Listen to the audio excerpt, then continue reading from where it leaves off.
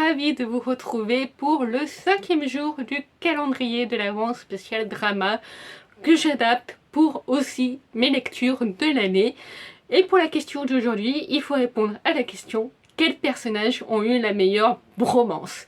Alors pour ceux qui ignorent tout du terme bromance, ça désigne une amitié masculine très forte, au point où on peut se demander s'il n'y a pas effectivement une romance cachée derrière cette amitié, mais qui n'est jamais mise au point dans l'œuvre livresque ou dans le drama.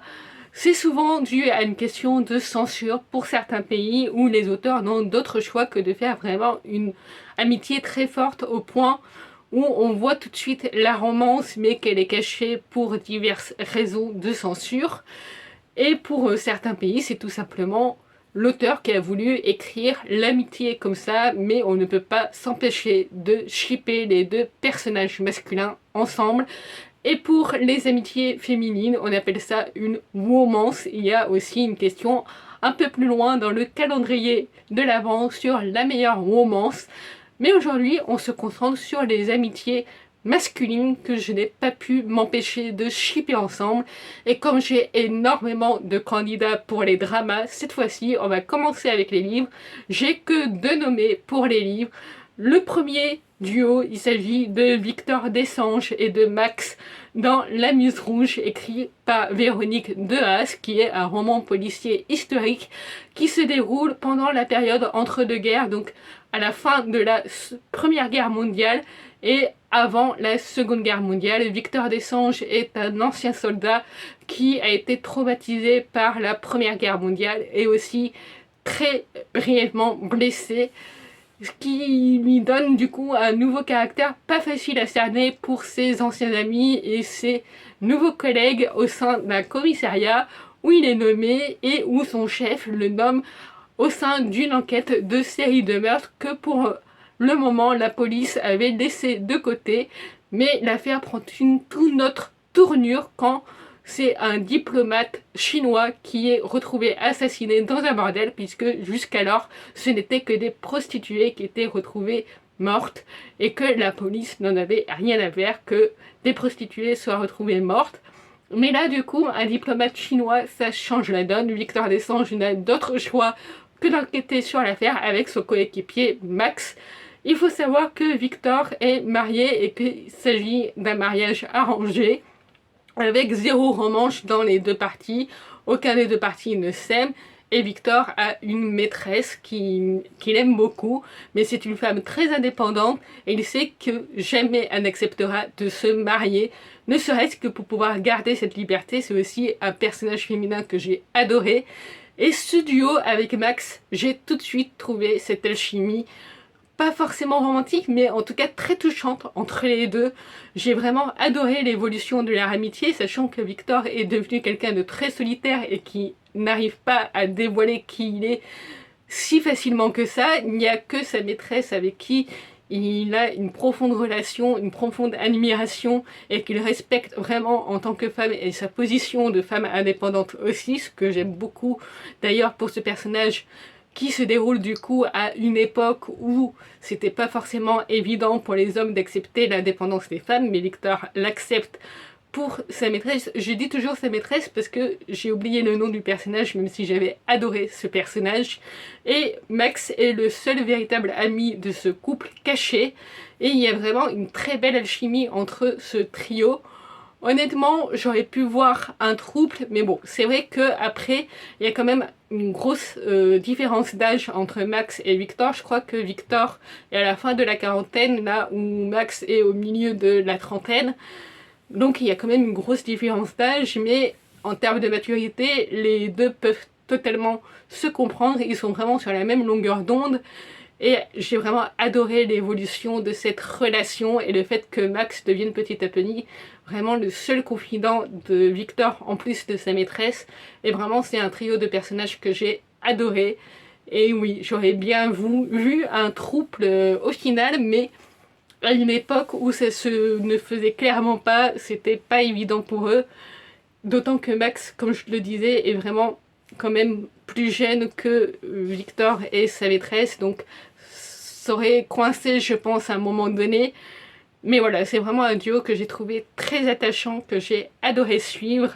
Et mon autre nommé dans cette question, il s'agit de Frédéric et Lionel dans Cathédrale. Ça a été un de mes plus gros coups de cœur littéraires de cette année. La Muse Rouge aussi d'ailleurs, c'est vraiment deux gros coups de cœur littéraires que j'ai eu en 2023. Cathédrale, j'en parle dans mon tout premier bilan lecture sur ma chaîne que je vous mets juste ici, là, dans le petit i. Et ça a été vraiment un coup de cœur incroyable, notamment grâce à la relation entre Frédéric et Lionel. On est dans un univers de fantasy qui est sur le point d'entrer en guerre contre un autre royaume. Et le ministre ou le président, je ne sais plus vraiment, de cet autre royaume est prêt à ne pas entrer en guerre à partir du moment où la reine de ce royaume peut prouver l'existence du symbole de cathédrale qui est la grande université qui forme l'élite de ce royaume. Et le symbole de cathédrale n'a toujours été qu'une simple légende, un simple mythe auquel personne n'a jamais cru. Et les élèves qui rentrent à cathédrale cette année doivent donc rentrer en compétition entre eux pour pouvoir prouver l'existence de ce symbole et embaucher une récompense faramineuse. Il faut savoir qu'à l'époque où elle a été créée, cathédrale c'était vraiment pour former la future élite du royaume, sauf que plus les années sont passées, plus cathédrale est devenue une université corrompue où il faut prescrire des sommes faramineuses pour pouvoir entrer dans cette université où seuls les enfants de familles de riches peuvent y parvenir, à l'exception de si on possède un pouvoir magique qui est très rare dans ce royaume, et c'est le cas de Frédéric qui vient d'une famille très pauvre qui espère pouvoir sortir sa famille de la pauvreté en entrant dans cathédrale grâce à ses pouvoirs magiques. Et il va y rencontrer Lionel qui est tout ce qu'il déteste puis qui vient d'une des familles les plus puissantes de ce royaume-là. Ce n'est vraiment pas n'importe quelle famille de riches, c'est vraiment une des familles les plus puissantes avec le rôle de son père au sein du gouvernement de ce royaume.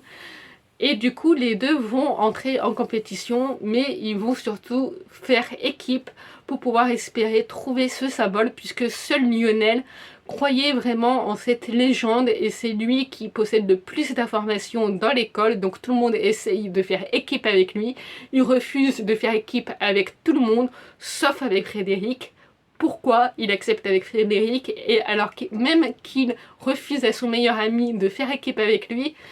Je vous laisse lire le livre pour découvrir pourquoi, et ça fait aussi partie du fait de la raison pour laquelle j'ai adoré suivre ce duo, cette amitié, l'évolution de cette relation où pour le coup je vois vraiment la romance qui aurait pu être mise en place, mais c'est vrai que le contexte fait que pour un one shot ça laissait quand même peu de place pour une romance, et surtout que Lionel, avec tout ce qui se passe dans cette intrigue là, va être très marqué. Et la fin est suffisamment ouverte pour pouvoir présager une future romance entre les deux, mais qui ne se met pas en place justement à cause des traumatismes de Lionel au sein de cette intrigue, mais où Frédéric est pour lui vraiment synonyme d'un point d'ancrage qui l'aide à rester ancré dans la réalité et à ne pas flancher tout simplement.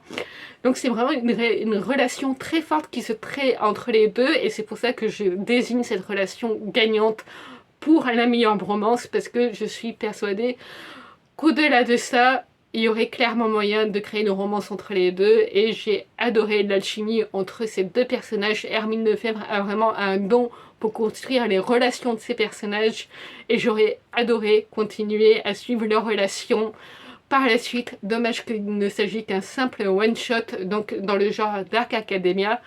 Mais voilà, c'est vraiment un livre que je vous conseille de tout cœur, et un duo qui, je l'espère, entrera aussi pour vous en termes de duo inclassable. Enfin, pas inclassable, mais vraiment avec une alchimie incroyable. Voilà, c'est vraiment un duo qui marque les esprits comme je les aime. Et pour les dramas, du coup, les nommés sont nombreux. Tout d'abord, j'ai les deux pères dans Go Ahead, les deux pères des deux héros qui se rejoignent tout de suite, qui se soutiennent tout de suite au départ de la femme de l'un de ces deux pères. J'ai adoré la relation entre ces deux pères qui est très touchante. Dans le même esprit, j'ai aussi les deux gars qui tiennent le resto dans Wire, donc les deux amis du héros qui tiennent le resto dont il est propriétaire, dont le héros est propriétaire, dont je n'ai pas les noms, mais c'est vraiment une relation très touchante aussi que j'ai adorée. Shin Ar-Lu et Go Gum-Young-si dans Brainwork, un drama coréen policier avec, je crois, des éléments fantastiques, il me semble. Ou alors je confonds avec un autre drama policier que j'ai vu cette année. Mais en tout cas, c'est un drama policier très axé sur la psychologie que j'ai adoré. J'ai adoré l'alchimie de ce duo, vraiment. C'était un duo incroyable du début à la fin. Je l'ai tout de suite vu dès le premier épisode. L'alchimie entre les deux personnages masculins était vraiment hyper touchante. Il y a aussi parmi les nommés le drama dont j'ai parlé pour la question du drama qui me faisait le plus rire, Détective Kong. Il y a les deux personnages principaux masculins de ce triangle de personnages principaux. Il s'agit de Suk-Soo Lee et de Fang Dong qui créent vraiment, pareil, une alchimie incroyable. Les deux sont très différents à première vue, mais vraiment il y a une manière qui fait que j'ai adoré la façon dont ce duo se construit et évolue ensemble, qui joue clairement sur les clichés des boss love et de tous ces dramas qui se jouent vraiment sur l'écriture des duos masculins. Ça se joue vraiment sur ces clichés-là et c'est ce qui fait que j'ai adoré. Ah non, ça je confonds avec Brainwork, pardon. Donc je confonds entre deux duos, comme quoi vraiment mon esprit part totalement à la dérive. Dans Under the Skin aussi, c'est le premier drama qui m'est venu à l'esprit pour cette question entre forcément Shen Yi et Duchamp qui sont vraiment deux personnages qui développent une amitié pareille, vraiment très touchante. On est sur le cliché du enemy to lover.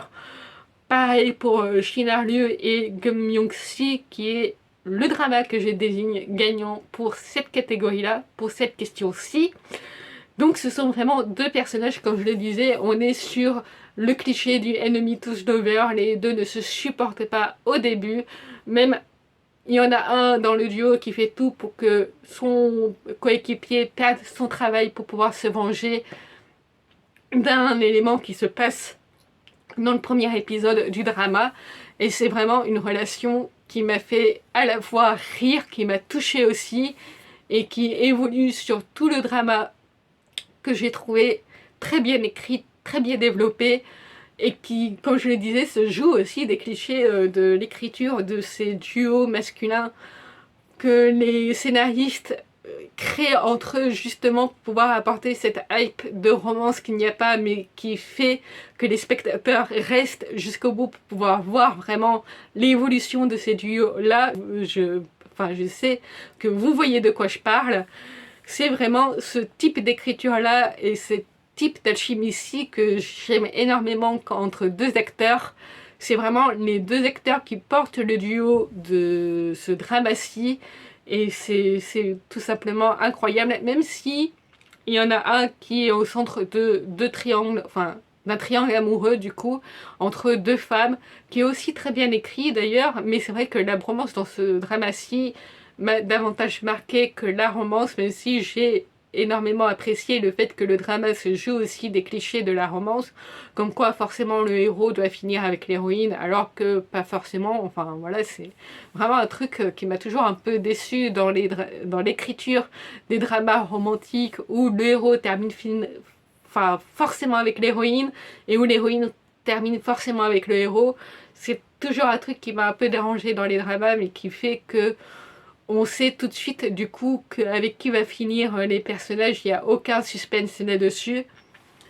Et là, justement, le fait que le drama se joue de ces clichés-là, on se demande vraiment avec qui des trois personnages va-t-il terminer. Je mets le suspense exprès pour vous donner envie de voir le drama. Je sais qu'il a eu des avis un peu mitigés, mais honnêtement, je n'ai pas compris ces avis mitigés parce que moi, j'ai passé un excellent moment et je vous conseille de le regarder. Et moi, je vous dis à demain pour la 6e question du calendrier de l'Avent et vous dites-moi en commentaire quelle bromance vous a le plus touché, quelle bromance vous avez préféré cette année. Et dites-moi tout ça en commentaire.